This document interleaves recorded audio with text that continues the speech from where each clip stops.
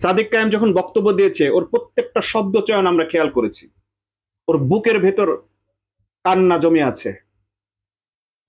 যাদের জন্য লড়াই করলাম, যাদেরকে সাথে লড়াই করলাম, যেই ফ্যাসিবাদকে উৎখাত করলাম, সেই ফ্যাসিবাদ আবার আমাদের উপর চেপে বসছে। শাহবাগী মতবাদের সেই একটি শ্রেণী, পতিত শ্রেণী, যারা 5ই আগস্টের জুলাই গণ অভ্যুত্থানে পরাজিত হয়েছে, সে পরাজিত শক্তি ইন্ধন দিয়ে গোপনে লুকিয়ে এই কাজগুলো করেছে। চারুকলার শিক্ষার্থীদেরকে ওন করে ধন্যবাদ দিয়ে বক্তব্য রেখে এই বাংলাদেশ সবার বাংলাদেশ। এই বাংলাদেশে সবাই কাঁধে কাঁধ মিলিয়ে, ঢাকা বিশ্ববিদ্যালয়ের ছাত্ররা, প্রাইভেট বিশ্ববিদ্যালয়ের ছাত্ররা, রাজশাহী বিশ্ববিদ্যালয়ের ছাত্ররা, চট্টগ্রাম বিশ্ববিদ্যালয়ের ছাত্ররা, ইসলামী বিশ্ববিদ্যালয়ের ছাত্ররা, সারা বাংলাদেশের কলেজ, বিশ্ববিদ্যালয়, স্কুল, মাদ্রাসা সমস্ত ছাত্ররা একত্রিত হয়ে ফ্যাসিবাদকে দাঁড়িয়েছে। কাঁধে কাঁধে কাঁধ মিলিয়ে তারা একসঙ্গে লড়াই করেছে। একদিকে বোরকা পরা নারী, অন্যদিকে বোরকা ছাড়া নারী। কেউ কাউকে কটাক্ষ করে নাই। কেউ কারো আদর্শ নিয়ে, আইডিওলজি নিয়ে, কারো ধর্ম নিয়ে, কারো পর্দা নিয়ে, কারো পোশাক নিয়ে কোনো ধরনের কটাক্ষ করে নাই। সবাই অধিকারের ব্যাপারে একমত হয়ে, ঐক্যবদ্ধ হয়ে যে ফ্যাসিবাদকে তাড়িয়েছিল, সেই ফ্যাসিবাদ যেন আবার ফিরে আসতে শুরু করেছে। ঢাকা বিশ্ববিদ্যালয়ে আজকে এমন একটা ন্যাক্কারজনক ঘটনা ঘটেছে, যে ঘটনা মনে করিয়ে দেয় আমাদের অনেক দূরের কিছু ইতিহাস। এই ঢাকা বিশ্ববিদ্যালয়ে ছাত্র সংগঠনের হাতে অন্তত 50 জনের জীবন গেছে। এই ঢাকা বিশ্ববিদ্যালয়ে বহু রাজনৈতিক নেতা কর্মী খুন হয়েছে, আহত হয়েছে, রক্তাক্ত হয়েছে। আমরা কি আবার সে পুরনো ইতিহাসের দিকে ফিরে যাচ্ছি? ঢাকা বিশ্ববিদ্যালয় কি সারা জীবন এরকম একটি অভিশপ্ত বিশ্ববিদ্যালয়ে পরিণত হয়ে থাকবে?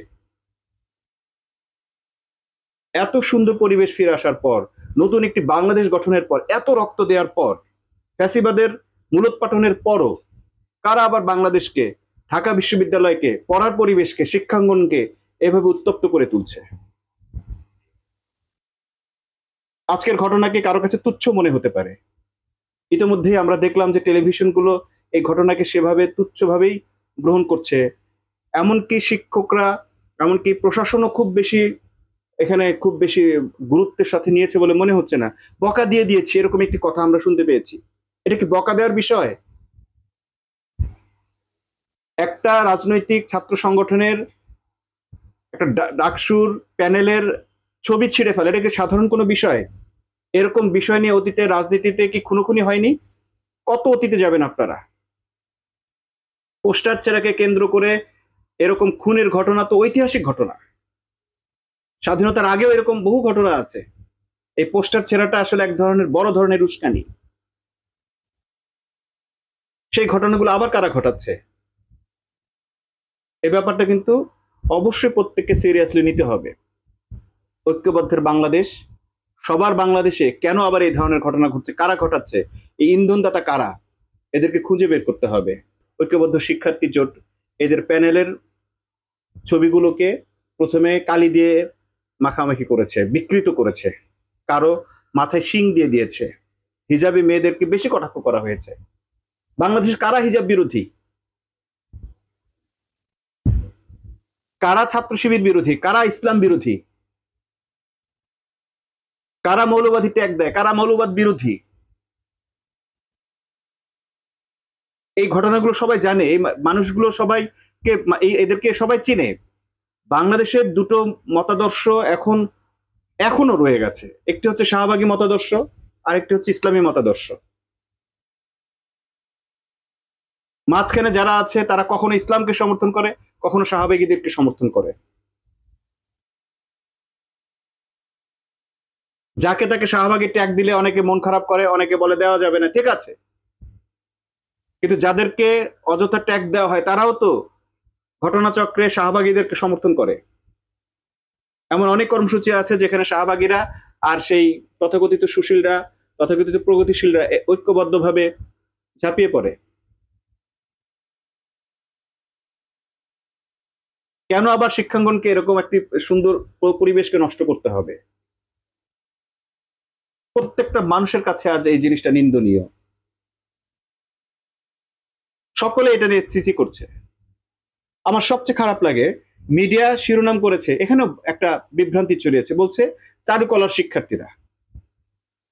কোথাও যদি মিছিল হয়, সেখানে যদি হাজারো জনতা থাকে, এমন এমন মিডিয়া আছে বলে শিক্ষার্থীদের একাংশ, আর এখানে চারুকলার শিক্ষার্থীরা। এমন একটি ব্যানার ফেস্টুন ভাঙার জন্য কয়জন ব্যবহৃত হয়েছে? কয়জন শিক্ষার্থী অংশ নিয়েছে?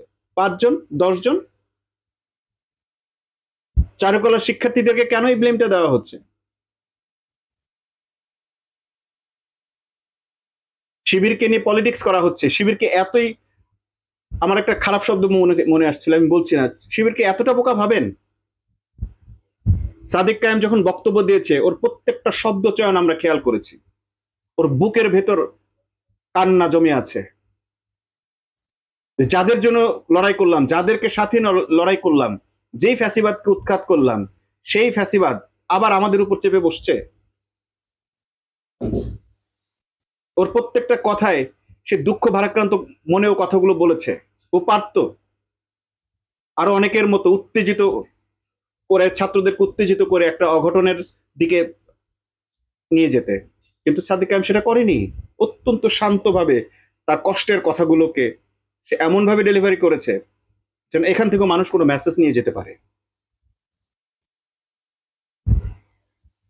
আমি মনে করি ঢাকা বিশ্ববিদ্যালয়ের যে কজন ক্যান্ডিডেট দাঁড়িয়েছে, ঢাকা বিশ্ববিদ্যালয়ের শিক্ষার্থীরা আগামীকাল যে কোনো মনোমিছিল কিংবা মানববন্ধন, যে কোনো কর্মসূচির মাধ্যমে এই ন্যাক্কারজনক ঘটনার প্রতিবাদ করুক। যাদের মধ্যে বিবেক আছে, সভ্যতা আছে, এবং শাহবাগী মতবাদের বিরুদ্ধে যারা আছে, অন্তত তারা যেন ঐক্যবদ্ধভাবে এই নিন্দনীয় ঘটনার প্রতিবাদ করে। আমরা ঢাকা বিশ্ববিদ্যালয়ে আর কোনো লাশের রাজনীতি দেখতে চাই না।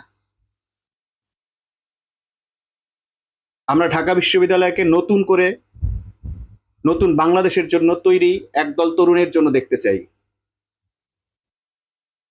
খুনের রাজনীতি, লাশের রাজনীতি এখানেই বন্ধ হোক।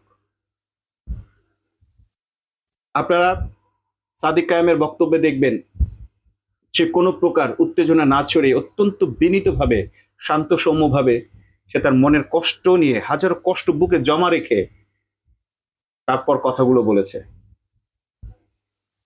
স্পষ্টভাবে বলেছে যে শাহবাগী মতবাদের সেই একটি শ্রেণী, পতিত শ্রেণী, যারা 5ই আগস্টের জুলাই গণ অভ্যুত্থানে পরাজিত হয়েছে, সে পরাজিত শক্তি ইন্ধন দিয়ে গোপনে লুকিয়ে এই কাজগুলো করেছে।